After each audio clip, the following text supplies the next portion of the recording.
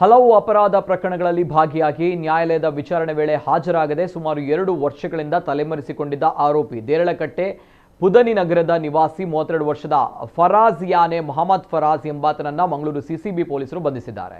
ನಗರದ ವಿವಿಧ ಪೊಲೀಸ್ ಠಾಣೆಗಳಲ್ಲಿ ಈತನ ವಿರುದ್ಧ ದರೋಡೆ, ಕೊಲೆಯತ್ನ, ಮಾದಕ ವಸ್ತು ಮಾರಾಟ, ಕಳವು ಹಾಗೂ ಕಾರಾಗೃಹದಲ್ಲಿ ಅಧಿಕಾರಿಗಳ ಕರ್ತವ್ಯಕ್ಕೆ ಅಡ್ಡಿಪಡಿಸಿ ಹಲ್ಲೆ ನಡೆಸಿದಂತಹ ಪ್ರಕರಣಗಳು ಸೇರಿ ಒಟ್ಟು ಸುಮಾರು 10 ಪ್ರಕರಣಗಳು ದಾಖಲಾಗಿವೆ.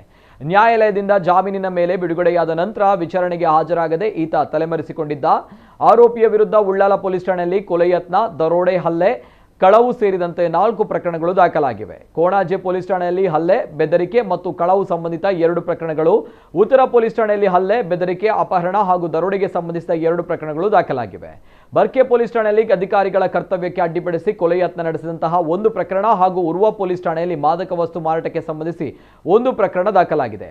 ಈತ ಉಳ್ಳಾಲ ಪೊಲೀಸ್ ಠಾಣೆಯ ರೌಡಿ ಶೀಟರ್ ಆಗಿದ್ದು ಪ್ರಸ್ತುತ ಈತನ ವಿರುದ್ಧ 6 ವಾರೆಂಟ್ಗಳು ಹಾಗೂ 1 ಪ್ರೊಕ್ಲಮೇಷನ್ ಜಾರಿಯಲ್ಲಿದೆ. ಬಂಧಿತ ಆರೋಪಿಯನ್ನ ಮುಂದಿನ ಕಾನೂನು ಕ್ರಮಕ್ಕಾಗಿ ಉರ್ವ ಪೊಲೀಸ್ ಠಾಣೆಗೆ ಹಸ್ತಾಂತರಿಸಲಾಗಿದೆ.